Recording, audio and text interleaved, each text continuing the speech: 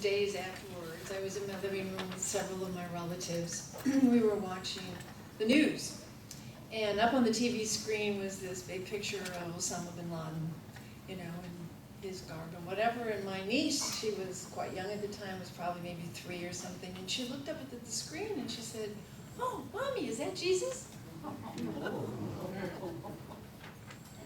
Well, there was silence. How do you answer that, and who is that? She just looked at a man who looked very much like the images that she had seen of Jesus in her Sunday school class. And he looked kind of like that. He had the beard and the robes and this and that, whatever, And I was struck, not so much by any response that came to my niece, but I was just struck by the fact that, here is a man who has the fame and the notoriety of all that he is doing that is in keeping with his faith, just as we have an image of Jesus in the keeping of his faith and our faith. In unity, we advocate that we are all one, that there is no separation, and that God is within everyone, that God is within everyone, and therefore God is in anyone, even those that we find to be evil or terrorists or whatever. But sometimes it's difficult when we think that we are all divine children of God and that we are all divine. It's difficult to put that into practice in our daily lives, because think about that. If we did, we might experience peace if we all did that. In a certain sense, we sometimes think of peace as the lack of war and the lack of violence. And yet peace is also the freedom from fear of violence. When we really experience peace, we are free from the fear of violence. Now, we might not live in a world where that is evident every day, but some people are. And some people, if something happens here in our world, we become fearful of that violence. So we put, security systems in our homes as we protect against any intruders or any violence that we might think about. So sometimes that fear is just lurking just below the surface. And so we are not free from the fear of violence. And thus, how do we experience peace? Peace would then seem to be something elusive, for we know that violence every day occurs in some part of the world. I think perhaps the ultimate destination of the human race is to achieve peace. So how to do that? When I was thinking about that for my message today, the golden rule came up, and I thought this is such an effective and powerful directive towards peace. A powerful directive towards peace. Do unto others as you would have others do unto you. If we lived by that every moment of the day, how might our lives really be different? It's very simple, and it is incredibly difficult in execution. The golden rule is incredibly powerful and exists in nearly all the religions in some form. That's why I ask this to be given to you. Take this and keep this with you at times when you wonder about what is going on with this religion or that religion. It is quite interesting. Islam. No one of you is a believer until he desires for his brother that which he desires for himself. Buddhism. Treat no others in ways that you yourself would find hurtful. Hinduism. This is the sum of duty. This is the sum of duty. Do not to others, which if done to thee would cause thee pain. And one of my favorites is in Judaism. What is hateful to you, do not do to your fellow man. That is the entire law. All the rest is commentary. The golden rule is a basic principle, and it underlies all of the unity principles. If we were to follow it, we would be showing respect for one another. We would be showing compassion for each other. And we would act on all the belief, that one powerful belief that we are one. So doing that, we know that as we do for others, then we are also doing for ourselves. Who knows what incredible ripple effect our kindness to someone else and our compassion to someone else may have. One of my favorite stories is about Father Fleming. You may have heard it, but it's my favorite. His name was Fleming, and he was a poor Scottish farmer. One day, while trying to eke out a living for his family, he heard a cry for help coming from a nearby borg. He dropped his tools and ran to the borg, and there, mired in his waist, in black muck, was his terrified boy, screaming and struggling to free himself. And of course, the farmer saved the lad and got him back on his way, and he went home, saved him from a terrifying death. The next day, a fancy carriage pulled up to the Scotsman's sparse surroundings, and an elegantly dressed nobleman stepped out and introduced himself as the father of the boy. Father Fleming, I want to repay you. You saved my son's life. No, I can't accept payment, said the Scottish farmer. I really can't. Well, at that moment, the farmer's own son appeared at the door, and the nobleman said, "Is that your son?" And the farmer said, "Yes." He said, "So, what I want to do for you then, I'm going to give back to you, and I want to take this son under my wings and get him a powerful education and send him to school." "Wow, that would be wonderful," said the farmer. So Father Fleming's son graduated from St. Mary's Hospital Medical School in London. And he went on to become known throughout the world as the noted Alexander Fleming, the man who discovered penicillin. Years afterward, the nobleman's son was stricken with pneumonia. What saved him? Penicillin. The name of the nobleman? Lord Randolph Churchill. And his son's name? Sir Winston Churchill.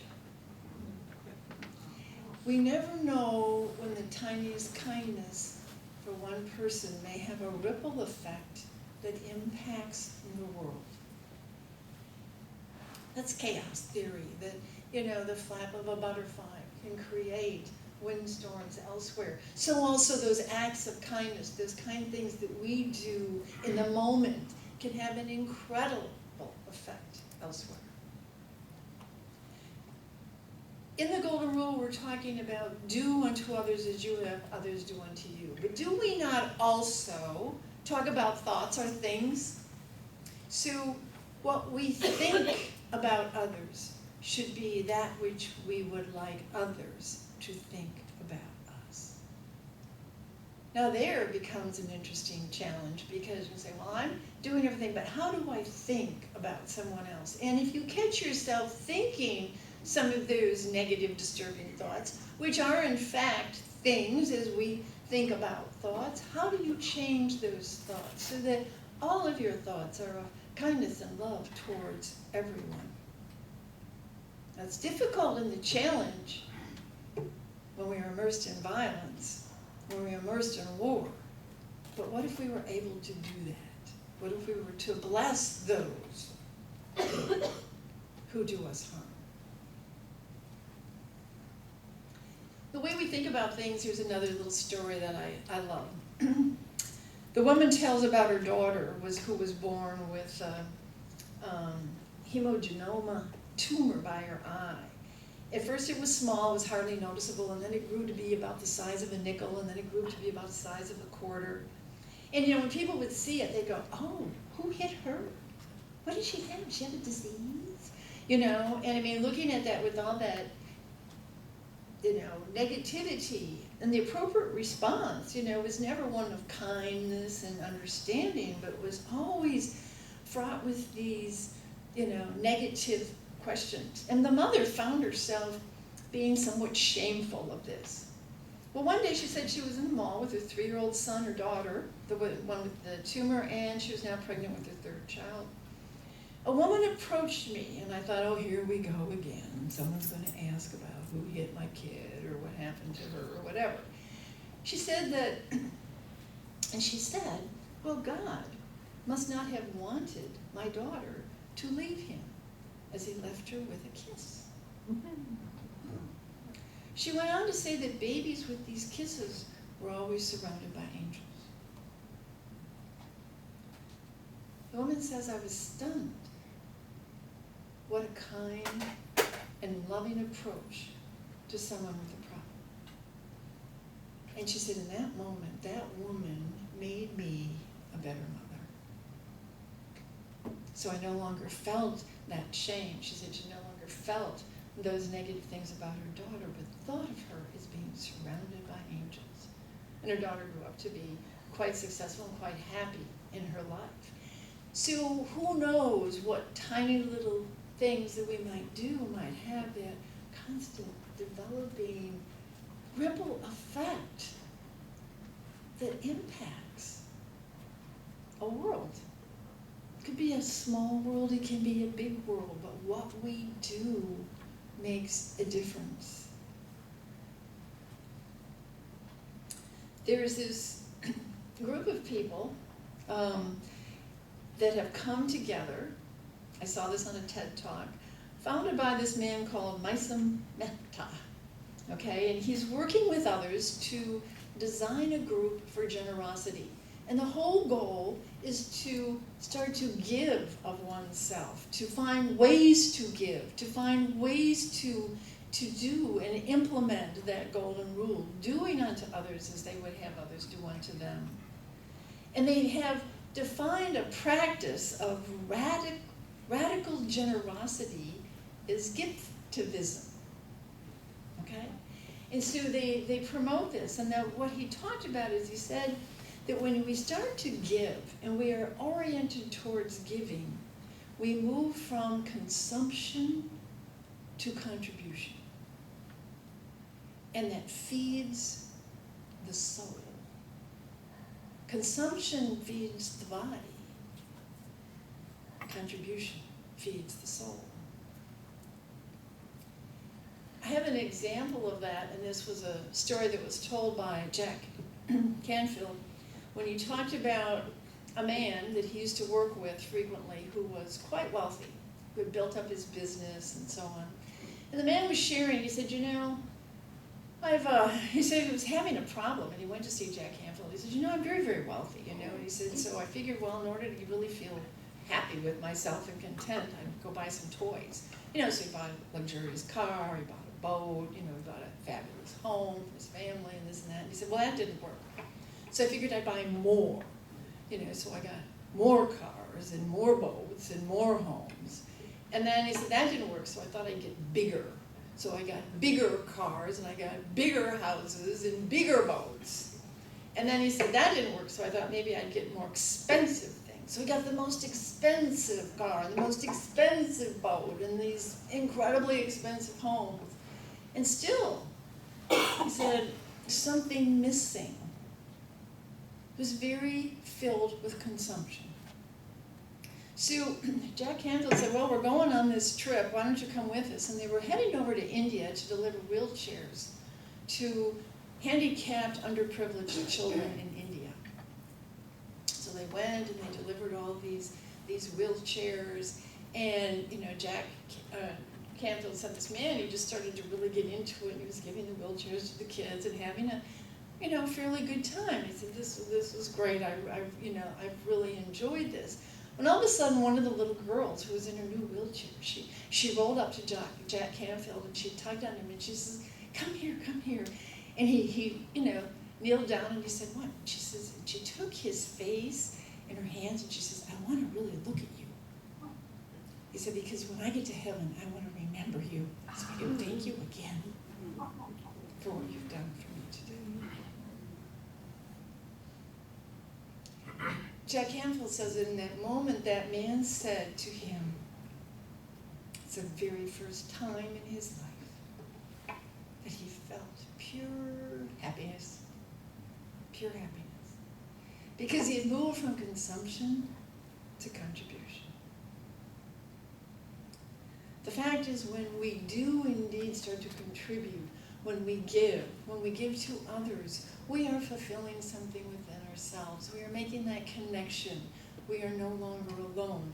We are one with others. And that is the power of the golden rule. Showing respect, love, consideration, giving someone a gift. Don't you love it when you get a surprise gift? Doing unto others what others could do unto you we can have so much powerful meaning in our lives. Now, this group that I was telling you about that started this giftivism, they've actually started a type of restaurant. It's called Karma Kitchen. And you can look it up. They've got kitchens all over the world, actually. They've got several in the United States. The way it works is I guess they rent restaurants. Sometimes they buy them. But they have volunteers who work in the restaurants. So it's volunteers. And the way it works is when you come in and have a meal, when you get your bill, it says 0. You do not have to pay for your meal because the people who dined before you paid for your meal. So then at that point, when you get a 0 bill, you have the opportunity to make a contribution to pay for the next person's meal. And if you do, then the next person who comes in is going to get a bill that says 0. And it's the concept of pay it forward. And it continues to go, and it continues to grow. The whole concept of the Karma Kitchen is growing because people love that idea of being in circulation, of getting a bill after a meal, and it says 0. Yes, what a gift. And then to be able to do that for someone else. And the thrill that comes with that, it's the concept, and you've all heard of it, is that, you pull up at the toll booth and you say, I'm going to pay for the person's toll behind me. And then the next person pulls up and says, oh, well, I'm going to pay for the person behind me. And it goes on and on and on. And you might say, well, where's the net balance on the balance sheet is the same, but what about the thrill of being able to give and the thrill of being able to receive, of the surprise that comes and the goodwill that comes and the way it changes that person for the day. Made my day, someone paid for my toll today. And so the ripple effect of those seemingly simple little acts of kindness and love and compassion can have profound effects on our world, profound effects on our lives. Because we are not alone. We are all together in this. We are all one in this. There's a lovely little, it's called the sermon. It's called the Silent Sermon. And I'm going to end with this, where there was a certain church, and there was an individual who had been attending fairly regularly, and all of a sudden he wasn't attending anymore. So the minister went over to his home and knocked on the door. And the man knew exactly why the minister was there, because he hadn't been to church, and he invited him in. And he happened to have a beautiful fire going, and the minister sat down and didn't say a word. It was very silent. Nothing was said. And after a little bit, the minister picked up some of the fire tongs, and he pulled an ember, it was a little burning piece of wood, out of the pile of wood and set it along the side. And it was glowing and beautiful, and after a while it started to lose its glow, and it became less fiery, and soon it just kind of got cold and was sort of dead. There was nothing there. And the minister just sat there for a while, and then he picked up the ember and he put it back into the fire, and it started to burn again, and was with fire, and so on and so forth. And the minister got up and went to the door, having never said a word.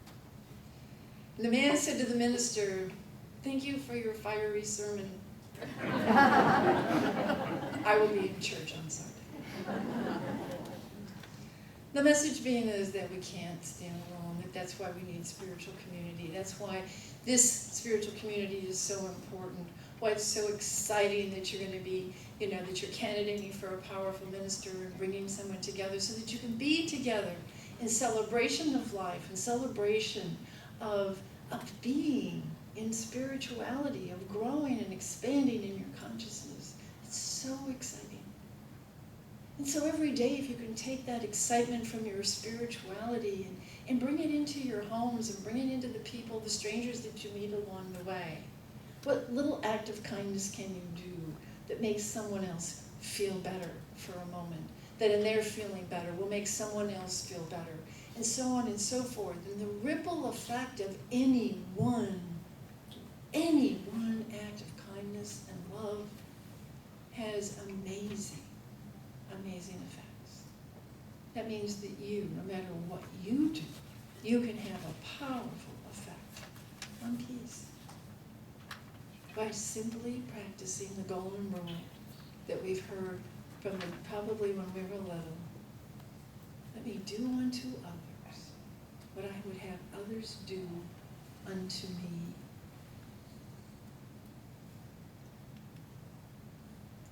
So if we're going to pray for world peace, I think we have to act for world peace.